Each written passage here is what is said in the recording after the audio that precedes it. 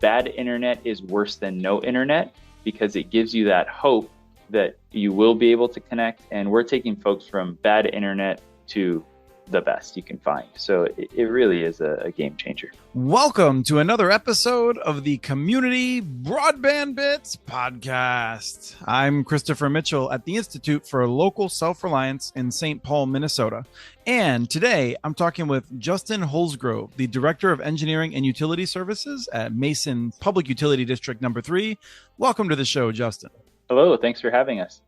Great to have you back. It's your third time around. And we have a first-time guest as well, Mike Rientjes, who is the Mason PUD number 3 telecommunications manager. Welcome to the show. Thank you very much. Glad to be here. Justin, I think that was your old job. Is that right? And you got promoted since we talked last?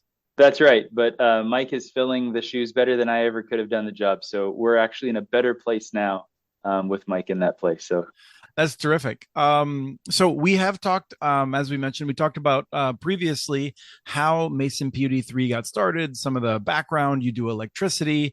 There was smart grid type stuff, and use service zones. We did an entire show talking about service zones from COOS or COS, depending on how you want to pronounce it.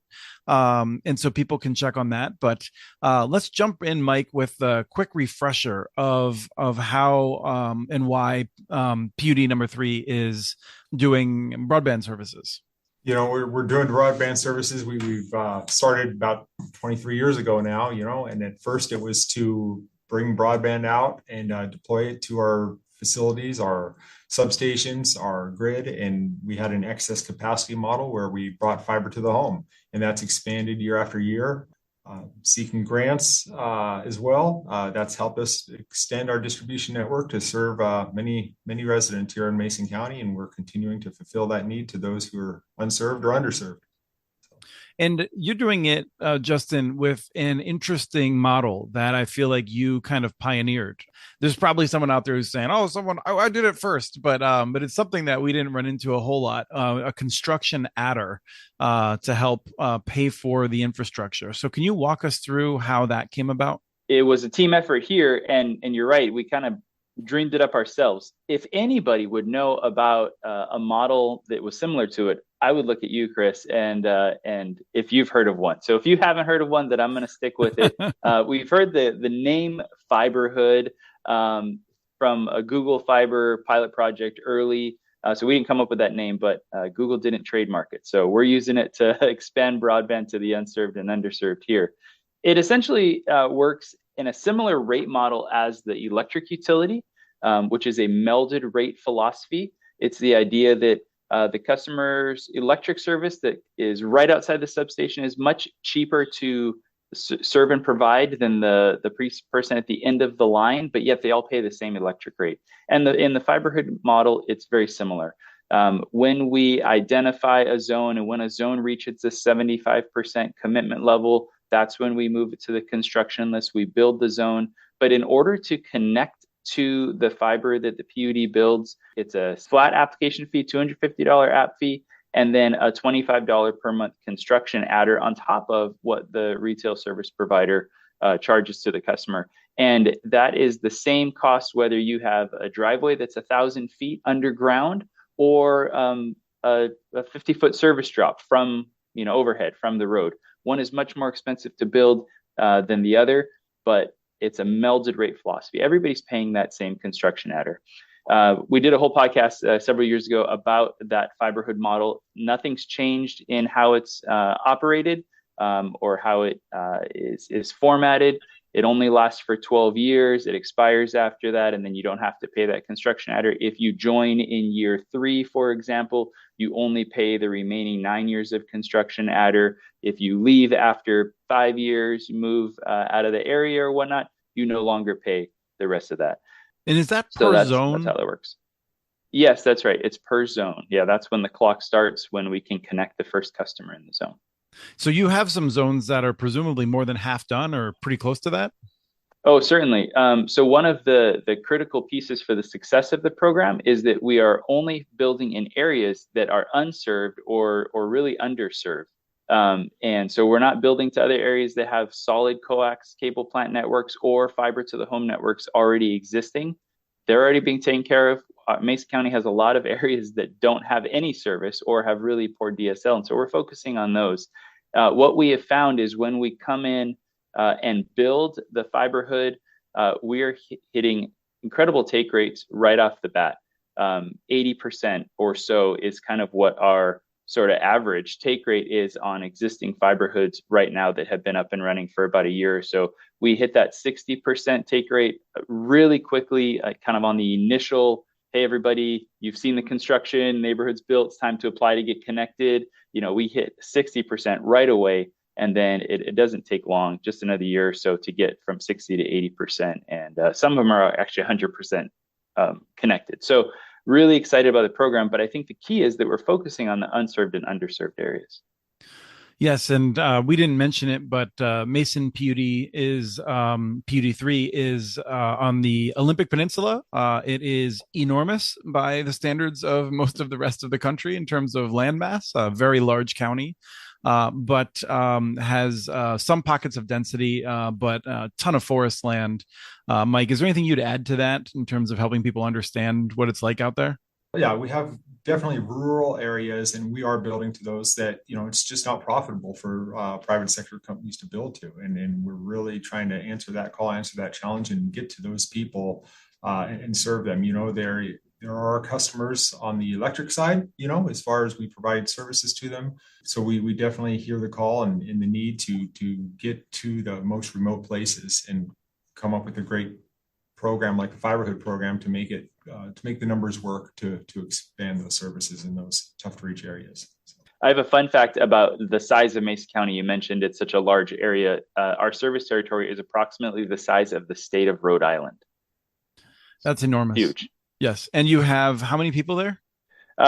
We have 35,000 electric meters, but there are about 70 to 80,000 residents in Mason County.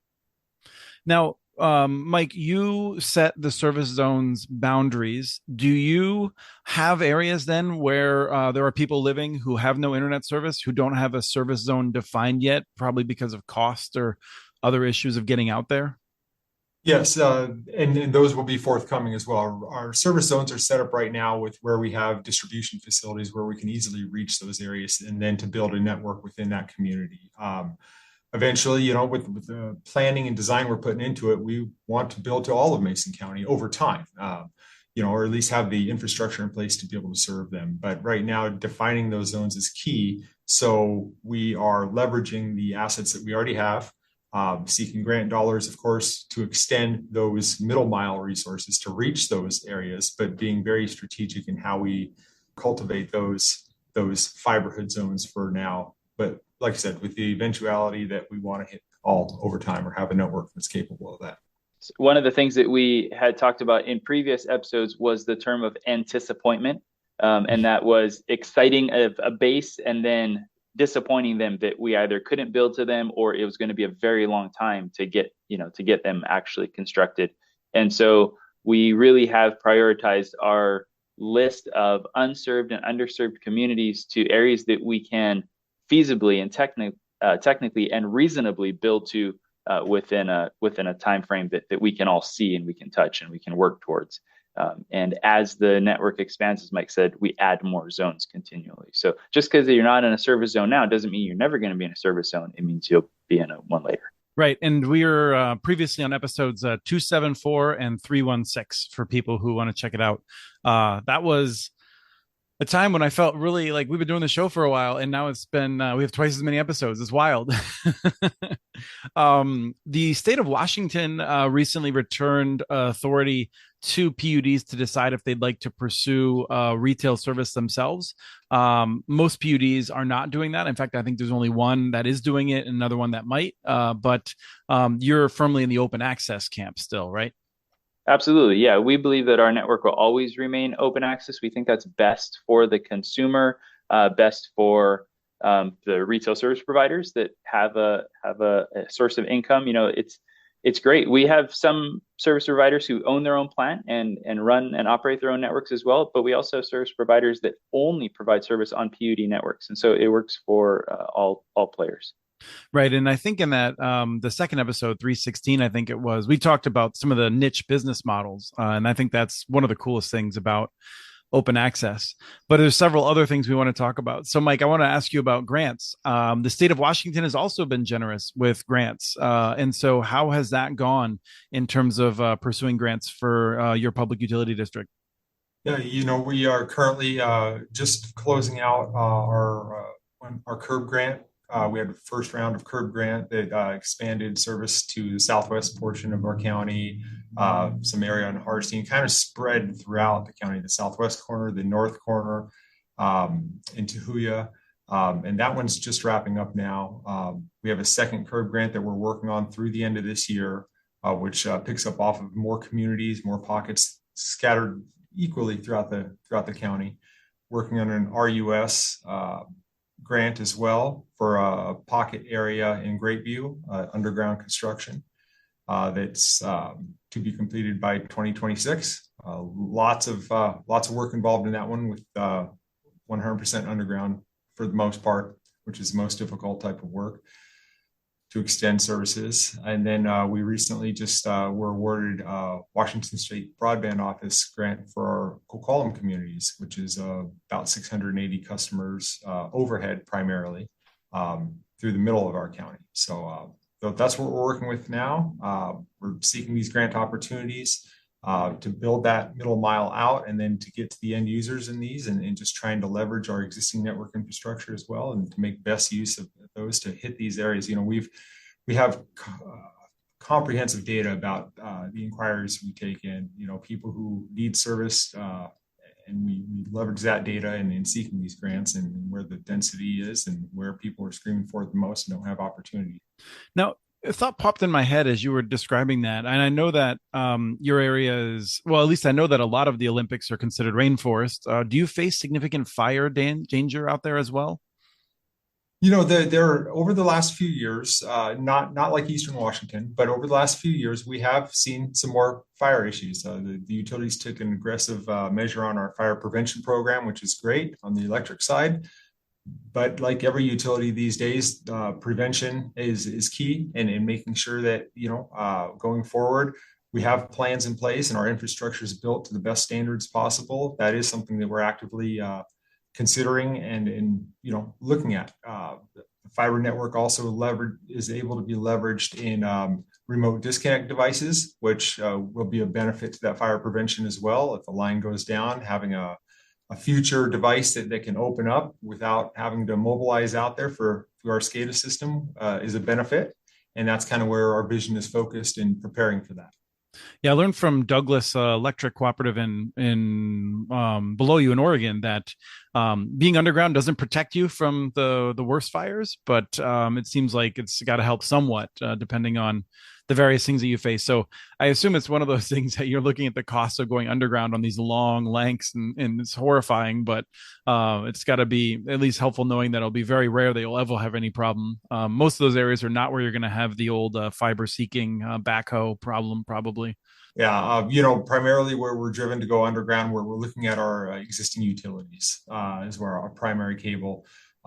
We have a dig once policy, right? So if we're looking to expand our fiber, we ensure our electrical facilities are right there with it, whether it's underground or overhead. We're digging once where we have to dig. We're placing future electrical conduit and facilities at our expense outside the grant, just to ensure that we're digging once and making the best use of those resources while they're in the field. And we're going to talk in a minute about supply chain challenges, which I'm sure you hit on the electric side as well as on the fiber side, or I should say on the telecom side, because fiber is used for both the electric and the telecom side. But I'm curious, before we talk about supply chains, if we could finish up on the telecom services. Have you had any great success stories or people, widows and orphans having their lives changed, the kinds of enthusiastic stories that help people understand why this is a valuable work? I personally have been a little bit disconnected to the individual stories lately. Mike maybe has some, but I do know that we're not building to places that had adequate broadband before. they're going from 0 to 100, 0 to 1,000, to use our numbers correctly. And it's life changing. It really is life changing for homes, for the way that our community runs. Mesa County has 73%, I think, is the number of home-based workers that live outside of the city centers in the rural areas. And that's got to be really helpful to be able to work from home, to be able to take care of, all of the basic necessities. I often joke with friends that bad internet is worse than no internet, because it gives you that hope that you will be able to connect. And we're taking folks from bad internet to the best you can find. So it really is a game changer. Yeah, I've spoken with Melvin John from the Ho Tribe, and they were early on Starlink. And it was clear that they loved it and it was great, but also they have the canopy to deal with. They're not in like Western Arizona where there's a broad, wide open sky. And so I know that that's a challenge probably for a lot of your customers, where they may not be able to take advantage of even low Earth orbit satellite breakthroughs that have helped some people out. Right. We have heard some success stories of Starlink. One of our team members here uses Starlink to be able to work remotely from occasion. So we know that it is possible, but nothing beats a fiber connection directly to the home. Yeah, absolutely. Mike, are there any stories that are fresh in your head of local businesses or residents? No stories specifically, just emails that come in thanking us so much for connecting them. We hear the desperation, when we get the inquiries that come in, and then to see something fulfilled on the backside and to see a thank you note come through. It's just those ones and twos that come in, but thank you so much. My child's able to attend school online, or able to download a lesson without having to drive somewhere to get that. That's really what makes it worthwhile for us, is just seeing those emails come through and understanding. It's heartfelt. It really is. Yeah. That's excellent. So let's talk about some of the challenges that you've then faced more recently with supply chain challenges. I understand that falls on your face, Mike.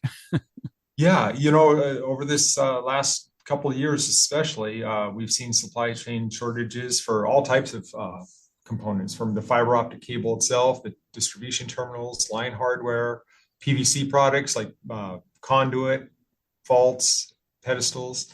And it really forced us to kind of look outside the box to find alternative vendors who were not only producing those products, but who could get them to us in a timely manner to continue on with the construction schedule that we're maintaining right now. We found one resource is right across the street from us, which was awesome. Fiberglass manufacturing facility, create some fiber vaults for us, which turned out to be really nice. Just kind of a painstaking process going through, looking at all the parts and processes, because there's always a downstream effect. Whenever you change out a part or have an alternate part come through, there's a downstream effect for all the attachment hardware that's associated, all the other parts and pieces that go along with it. So trying to match that up, from cable diameter specifications to glass specifications to, made up with our existing infrastructure. It was challenging, but worthwhile to bring on these alternate items and see success and getting lead times shortened that way as well, and still maintaining a network that can fully function and serve as needed. So let's talk about the fiber vaults for a second. So what does that entail? I mean, are there open access designs on the internet where you can sort of take them a CAD file and they can figure it out? Or is it a lot of work for them to figure out how to manufacture it to make sure it works with all of the attachments you have that are expecting? I don't even have a sense exactly of what might be involved, but I assume that it's not just a box. Yeah, there's HDPE vaults, there's PVC and concrete is specifically what's out there. We borrow from the electric side here and there, looking at some of the concrete vaults if and when needed, but it's nothing that we could take to a manufacturer and have them produce. It's kind of finding what's already out there and where it is, and then adapting hardware to match up with that. So a couple of examples would be just getting a vault that's similar in size, that meets the bend radius for the cable, can be set with trucks and equipment that we already use.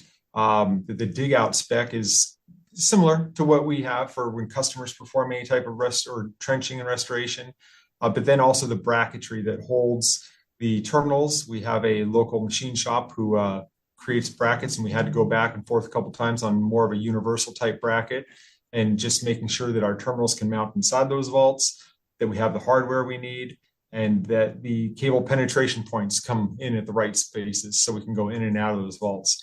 The other thing is making sure they're identifiable. So a uniform tagging system that adheres to all those types of materials, whether it be concrete or PVC, for our labeling and mapping standards. Yeah, it's been a challenge, but we have a great team, and we found a lot of great products that work for us, and that'll serve us going forward as well, having those alternatives. And all of those are delays and challenges while you're trying to meet your schedule, right? It's not like when you set up your construction timelines and your pipeline that you thought, oh, we'll just need a lot of extra time to like go back and forth on the machinist. Exactly. And we budgeted projects off of our traditional standards that we had on, and we've all seen the prices of goods go up here lately as well. So trying to match that, finding something that's comparable yet fits within the budget as well. And that will work for our application, and just multiply that on even the smallest components in some cases, pull attachment hardware. There's only so many manufacturers out there, and finding something that meets your specifications and making sure that it will fit with the other components that actually fit in the assembly overall. That's been some of the most challenging resources, but I'm happy to say that, we completed our curb one deadline on time, actually, in spite of those delays and setbacks. So that's a real win for us for sure. But we definitely are, focused on making our goals, making our commitments in light of these challenges, and doing absolutely the best we can to make that happen. There's and I'll come to you, Justin, for this. I'm curious. There's discussion about this being a once in a generation funding. I've tried to avoid that discussion because I know that there's going to be a great need both in I think urban areas as well as we'll still have more need in some rural areas when all this money is spent.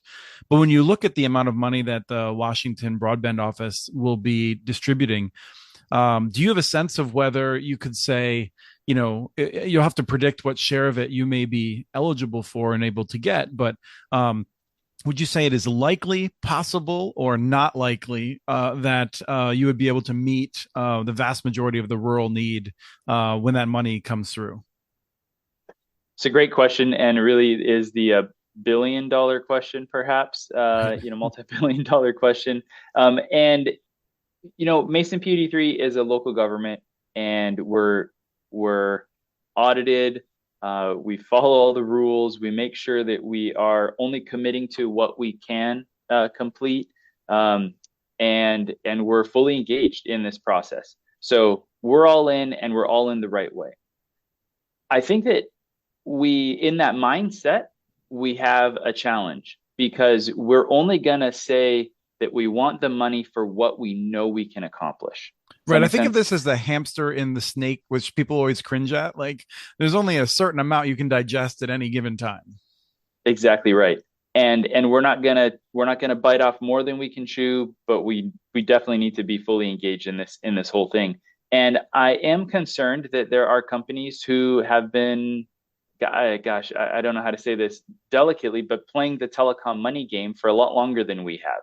And they take as much as they can, and they make it work for whatever works within their business model. That's not how Mason PUD3 operates. We establish a plan, we try to fund the plan, and then we build the plan, and then we start again to do the rest. We're going to be around for a long time.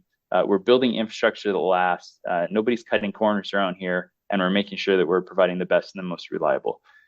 How do we do that with the large goal of connecting everybody in Mason County as soon as possible? I don't know that we have the answer for that yet. I know that we can build, the areas that are unserved and underserved. We've identified those. We're ready to make our application when the NOFO is released and when more details emerge. We're going to be fully engaged, but it's a little bit of a mindset shift for us, and we're trying to make sure that we have all of our T's crossed and our I's dotted in that. A lot of money has gone out for CAF2, we're funding 10-1. There's a lot of money that was spent on that, and we haven't really seen it solve actual problems at the home. And we certainly don't want to be, and we will not be involved with receiving funding and then underperforming. There's strict timelines, and there's very realistic challenges that come to having to build a system like this in the environment you are. And on top of that, I mean, I don't know, I haven't looked at the full analyses, but my experience with Washington State suggests that that money will not solve 100% of the unserved needs in Washington, no matter how it is spent. Yeah, I would agree. Mike, is there anything you'd add on to that, just to give a perspective on it? Like Justin was saying, the money that's out there's been money out there for years. We're seeing a large influx now, and utilities like us going forward with our plans and our approaches, the way they're defined, are really seeing results. And that's what I'm encouraged to see. We've seen this where we're replicating the model. We have areas defined that need the service. We have the backing of the customers out there that we already have on the electrical side. If say they need the service, we have a plan. It's just staggering out the amount, that we get so we can confidently meet these commitments on time and on budget. We hope this continues for a while to fund the system, just not in the short term, but in the years to come, so we can be right there with it and continue on, because that's what we need to do.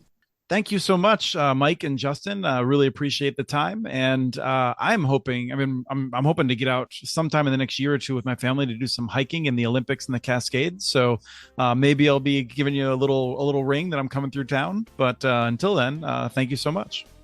Yeah, of course. Look us up, stop by. We'd love to take you on a boots on the ground tour of a fiberhood. We have transcripts for this and other podcasts available at muninetworks.org/broadbandbits. Email us at podcast@muninetworks.org with your ideas for the show. Follow Chris on Twitter. His handle is @CommunityNets. Follow muninetworks.org stories on Twitter. The handle's @muninetworks. Subscribe to this and other podcasts from ILSR, including Building Local Power, Local Energy Rules, and the Composting for Community podcast. You can access them anywhere you get your podcasts.